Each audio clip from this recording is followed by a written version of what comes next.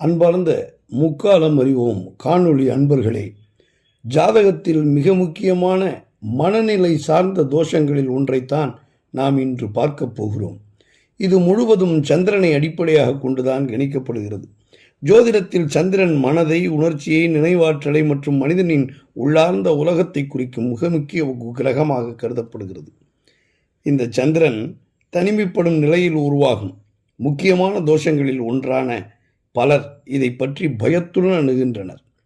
இந்த தோஷம் வாழ்க்கையை சீரழிக்குமா, அனாதை போன்ற நிலை வருமா, மனநிலை பாதிக்குமா போன்ற கேள்விகள் எழுவது இயல்புதான். இந்த தோஷத்தில் அதன் விளைவுகள், உறவுகள் மீதான தாக்கம் மற்றும் அதற்கான சமநிலை அணுகுமுறைகளை விரிவாக நாம் பார்க்க போகிறோம். சமீபத்தில் ஒரு ஜாதகம் பார்த்தேன். அதில் கணவன் மனைவியை கொண்டு வந்து பிறந்த வீட்டில் விட்டுவிட்டான். அவர்களுக்கு குழந்தைகளும் இருக்கிறார்கள். அவர்கள் பொதுத் தேர்வு எழுதும் வயதில் இருக்கிறார்கள்.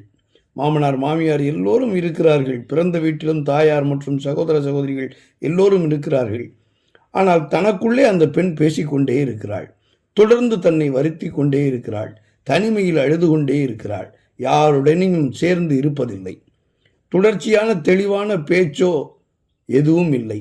தெளிவான காரணங்களையும் அவளால் சொல்ல முடியவில்லை. இது ஒரு விதம். அப்படி என்றால் அவளுக்கு என்ன பைத்தியமா? அல்ல, பைத்தியம் என்பது உண்மையல்ல. இரண்டாவது வகை, கை நிறைய சம்பாதிக்கிறார் ஒருத்தர். அளவுக்கு அதிகமான ஆசையும் அசையா சொத்தும் அனைத்தும் இருக்கிறது. வாரிசு இருக்கிறது. இருவருக்கும் பெற்றோர், சகோதர சகோதரிகள் இருக்கிறார்கள். ஆனால் குழந்தைகளை மனைவி வைத்து கொண்டு அந்த கணவனின் சொத்துகளையும் அபகரித்து கொண்டு கணவனோடு சேர்ந்து வாழ மறுக்கிறாள்.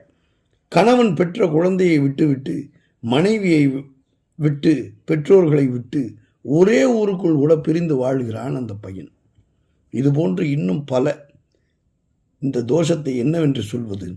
சந்திரன் இருக்கும் நிலை ஒரு சாதாரண கிரக அமைப்பு என்றாலும் அதன் விளைவுகள் மனநிலை மற்றும் வாழ்க்கை அணுகுமுறையில் நிச்சயம் பாதிக்கத்தான் செய்கிறது. வாழ்க்கை அணுகுமுறையை இந்த சந்திரன் பிரதிபலிக்கத்தான் செய்கிறது. சந்திரன் என்பது வெறும் வெற்றி கிரகமா? அது மனதின் பிரதிபலிப்பு இல்லையா? நினைவு, உணர்ச்சி, அன்பு, பாதுகாப்பு உணர்வு இவை அனைத்தையும் சந்திரன் தான் நிர்ணயிக்கிறது. அதனால் சந்திரன் பாதிக்கப்படும் போது மனிதன் வெளிப்புற உலகை விட உள்ளார்ந்த உலகில் அதிகம் வாழ ஆரம்பிப்பான். இந்த தோஷத்தின் மையம் தனிமை. அது வெளிப்புற தனிமை அல்ல, மனதளவிலான தனிமை. ஒருவர் கூட்டத்தில் இருந்தாலும் என்னை யாரும் புரிந்து கொள்ளவில்லை, நான் தனியாக இருக்கிறேன் என்ற உணர்வு ஏற்படலாம். அதுவே இந்த தோஷத்தின் முக்கிய அடையாளம். மனநிலை மீதான தாக்கம். பொதுவாக இந்த தோஷம் உள்ளவர்களுக்கு அதிக சிந்தனை, கவலை, மனச்சோர்வு, உணர்ச்சியில் ஏற்றத்தாழ்வு, தன்னம்பிக்கை குறைவு இவை எல்லாம் தோன்றிவிடலாம். ஆனால் இது பைத்தியம் அல்லது மனநிலை இழப்பு என்று சொல்ல முடியாது. இது ஒரு மன அமைப்பு. அதிக உணர்ச்சி சார்ந்த சிந்தனை, உறவுகள் மீதான தாக்கம். இந்த தோஷம் உறவுகளை நேரடியாக கெடுத்து விடாது. ஆனால் மனநிலையின் காரணமாக உறவுகளின் சிக்கல்கள் உருவாகலாம். ஏற்படக்கூடிய சிக்கல்கள் என்ன தெரியுமா? குடும்பத்திலே இருந்து கொண்டும் தனிமை உணர்வு, தாய் தந்தையுடன் உணர்ச்சி தூரம், விலகுதல், சகோதரர்களுடன் புரிதல் குறைவு, அவர்களை எள்ளி நகையாடுதல், தானாகவே எல்லோரிடமிருந்தும் விலகிக் கொள்வது. இதனால் உறவுகள் இருந்தும் இல்லாதது போல் ஒரு உணர்வு ஏற்பட்டு கொண்டிருப்பது. அனாதை நிலை என்பது உண்மையா, தவறான புரிதலா? பலர் கேட்கும் முக்கியமான கேள்வி. இந்த தோஷம் உண்மையில் அனாதை நிலையை தருமா? இல்லை, அனாதை நிலையை உருவாக்காது. ஆனால் குடும்ப வீடுகள் கடுமையாக பாதிக்கப்பட்டால், சூரியன் சந்திரன் பலவீனமாக இருந்தால், பல பாபக்கிரகங்கள் சேர்ந்து தாக்கினால் நிச்சயம் அந்த நிலை ஏற்படலாம். உறவுகளில் இழப்பு அல்லது பிரிவும் கூட ஏற்படலாம். இந்த தோஷம் தனியாக ஒரே காரணம் அல்ல, ஒரு காரணங்களில் இதுவும் ஒன்றாக இருக்கும். அனாதை என்ற உள்ளுணர்வு. உண்மையான விளைவு இந்த தோஷத்தில் உள்ளுக்குள் அனாதை உணர்வு.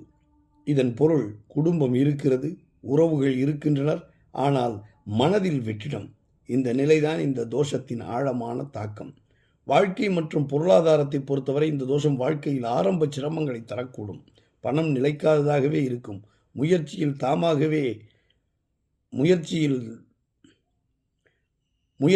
தாமதம், தாமாகவே முன்னேற வேண்டிய சூழ்நிலை. ஆனால் ஒரு முக்கியமான அம்சம், இவர்கள் வாழ்க்கையை தாங்களே உருவாக்கி கொள்வார்கள். பலர் வாழ்க்கையின் பின்னர் வாழ்வில் பெரிய உயரத்தை அடைவார்கள். இந்த தோஷம் பலவீனமடையும் சில சமயங்களில். ஏனென்றால் சந்திரனுக்கு கேந்திரங்களில் நல்ல கிரகங்களின் பார்வைப்படும் போது இந்த தோஷம் பலவீனமடையும் அல்லது முற்றிலும் கூட நீங்கும். மனநிலை, தனிமை உணர்வு, மனச்சோர்வு, கவலை அதிகமாக இருப்பது, முடிவெடுக்க சிரமமாக இருப்பது, வாழ்க்கையின் பொருளாதார ஏற்றத்தாழ்வு, பணம் நிலைக்காதிருப்பது, ஆரம்பத்திலிருந்து கஷ்டமான வாழ்க்கையை வாழ்ந்து கொண்டிருப்பது, இவையெல்லாம் இந்த தோஷத்தின் காரணம். குடும்ப ஆதரவு குறைவு, நெருங்கிய உறவுகள் குறைவு, தனித்து வாழும் நிலை இந்த தோஷம் இருந்தால். அதிகமாக யோசித்து கொண்டே இருப்பார்கள். தனியாக பேசுவது போல தோன்றலாம். மனதில் கவலை, சோர்வு, சில நேரங்களில் உணர்ச்சி கட்டுப்பாடு குறைவு, தனிமை, விருப்பம், இவையெல்லாம் இந்த தோஷத்தால் தான் வரும். இது சாதாரணமாக இல்லை. ஒருவருக்கு மனநிலை கட்டுப்பாடு முழுவதும் இழந்து விடுவது, சித்த சுவாதீனமின்றி போவது என்பது போல தோன்றும். கீழ்கண்ட அமைப்புகள் சேர்ந்து இருந்தால் மட்டும் மனநிலை அதிகமாக பாதிக்கும் வாய்ப்பும் இருக்கும். இந்த தோஷத்தோடு சேர்ந்து சந்திரன், ராகு, கேது தவிர தீவிர சேர்க்கை கிரகங்கள் ஏதாவது இருந்தால், சந்திரன் சனி மீது கடுமையான பார்வையை கொடுக்குமானால் 5ஆம் வீடு மனம், புத்தி பாதிப்பு, பலவீனம், பல பாப கிரகங்கள் மனஸ்தானங்களில் சேர்வு, இந்த மாதிரி காரணங்களும் சேர்ந்து விட்டால் மனநிலை பிரச்சனை மிகவும் தீவிரமாகும். வாழ்க்கை சூழலும் மன அழுத்தமும் உடல்நிலையும் முக்கியம். தொடர்ந்து பேசிக்கொண்டே இருப்பது, கட்டுப்பாடு இல்லாமல் நடப்பது, தூக்கம் இல்லாமல் இருப்பது, மிகுந்த பதட்டம், இவை அனைத்தும் இந்த தோஷத்தால் தான் வரும். ஒருவரின் ஜாதகத்தில் இந்த தோஷம் இருந்தாலே தாய், தந்தை, சகோதரர்கள் உயிரிழப்பு அல்லது உறவுகள் முற்றிலும் இல்லாமை, இது போன்ற செயல்கள் எல்லாம் ஏற்படும். மனதளவில் தனிமை மற்ற கிரகங்கள் பாதிப்பு சேர்ந்து உறவுகளில் பிரிவு, சிக்கல், மிக தீவிர அமைப்பு கொண்ட ஜாதகத்தில்தான் உண்மையான இழப்பு சாத்தியமாகும். இந்த தோஷம் மனதளவில் மட்டுமே பாதிப்பை ஏற்படுத்தும். பலர் நல்ல குடும்பத்தில் பிறந்திருந்தும் நல்ல உறவுகள் இருந்தும் தனிமையாகத்தான் உணர்கிறார்கள்.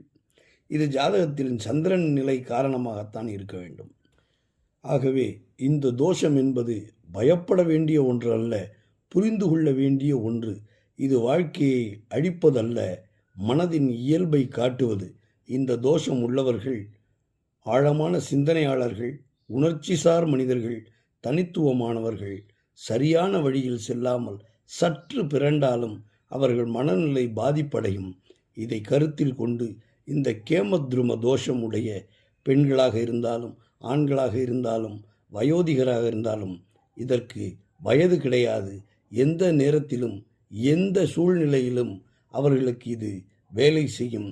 எந்த நேரத்தில் இந்த கேமத்ரும தோஷம் வேலை செய்கிறதோ அந்த நேரமெல்லாம் மனிதனின் மனதில் ஒரு தனிமை உணர்வு தோன்றும். அந்த உணர்வை மறுக்காது, மறைக்காது, வெளிப்படுத்தி தக்க பரிகாரங்களுடன் அதிலிருந்து விடுபட வேண்டும். முக்காலம் அறிவோம் நண்பர்களே, உங்களுக்கு தெரிந்து யார் கண்ணில் இதுபோன்று நபர்கள் பட்டாலும் அவர்களுக்கு உதவுங்கள். அவர்களுக்கு மிகச்சரியான பாதையை காட்டுங்கள். பரிகாரம் என்பது சந்திர பரிகாரம். முழு நிலவை அவர்கள் வழிபட வேண்டும். சந்திரனுக்கு சோமவாரத்திலே அபிஷேக ஆராதனைகள் செய்ய வேண்டும். மனதை அமைதியாக கொள்ள வேண்டும். தியானம் செய்ய வேண்டும். நீர்நிலைகள் போன்ற பகுதிகளிலே பித்ருக்களுக்கு தோஷங்களை பரிகாரங்களை செய்து தோஷங்களை விலக்கி கொள்ள வேண்டும். எப்பொழுதும் தாய் தந்தையர் உறவுகளை மதிக்க வேண்டும். தாய் வழி உறவுகளோடு இணக்கமாக இருப்பது மிகவும் அவசியம். இந்த தோஷம் உள்ளவர்கள் தாய் வழி உறவு உள்ளவர்களோடு எப்பொழுதும் நெருக்கமாக இருக்க வேண்டும். இல்லை என்றால் இந்த கேமத்ரும தோஷம் அதிக அளவிலே மனதளவிலேயும் அவர்களுக்கு பாதிப்பை ஏற்படுத்தும். ஆலமரத்தில் தயிர் கொண்டு அபிஷேகம் செய்து வழிபட்டால் இந்த தோஷத்திலிருந்து பரிபூர்ணமாக விடுபடலாம். முக்காலம் அறிவோம் காணொளி அன்பர்களே, கேமத்ரும தோஷம் என்பது சாதாரண தோஷம் என்று நினைத்து விடாதீர்கள். நிச்சயம் அது நம்மை தனிமையை ஏற்படுத்தி மனவியாதிக்கு உள்ளாக்குவதாக இருக்கிறது. ஆகவே எப்போதும் மனநிலையை பாதுகாத்து வைத்துக் கொள்ளுங்கள்.